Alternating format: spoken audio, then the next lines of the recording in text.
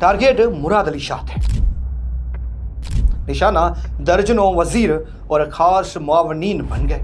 आसिफ जरदारी की सेहत तो जवाब दे ही चुकी थी, अब उन्हें पार्टी के मामलात से भी दूर कर दिया गया है। पाकिस्तान पीपल्स पार्टी में 2 ग्रुप्स हैं, वो कौन से हैं बताता हूँ।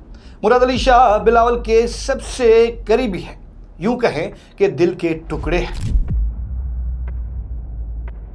फैसला हो चुका था कि शाह घर जाएंगे और उनके दोस्तों के खिलाफ नेब केसेस बनेंगे, लेकिन फिर अहम शख्सियत को अचानक रोक दिया जाता है। पीपल्स पार्टी के दूसरे ग्रुप को यह वहम था कि शायद बिलावल और उनकी टीम बेअसर हो चुकी है, लेकिन बिलावल ने एक तीर से कई शिकार किए। अरबाब चांडियो कहते हैं कि सिंध काबीना में बड़े पैमाने पर तब्दीलियों का इम्कान था, लेकिन शायद इख्तिलाफात के बायस ये तूफान फिलहाल थम गया है। कुछ मजीद तब्दीलियां होनी थी, कुछ विज़रा को हटाया जाना था और कुछ नए नाम शामिल किए जाने थे।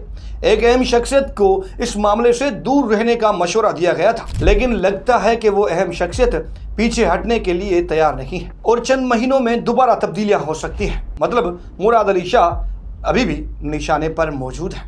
फवाद चौधरी खैर अब इनकी तो कोई सुनता ही नहीं है, लेकिन उनका यूं मंजर आम पर आना और आसिफ जरदारी पर तबसरा करना मतलब किसी को मैसेज पहुंचाना था। फवाद कहते हैं कि पीपल्स पार्टी को मौजूदा सियासत से मुकम्मल तौर पर अलग कर दिया गया है।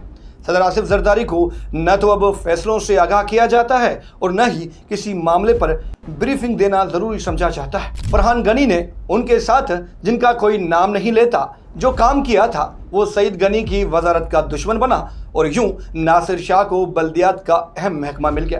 अब मखदूम्स जरा होशियार रहे, महकमा खुराक में खरबों रुपयों के घोटालों की जांच शुरू होने वाली है, तभी तो अहम वजारत मखदूम्स के हवाले कर दी गई है। सईद गनी कहते हैं कि पीपल्स पार्टी नेब की फाइलों से नहीं डरती, लेकिन मखदूम्स को डरना चाहिए।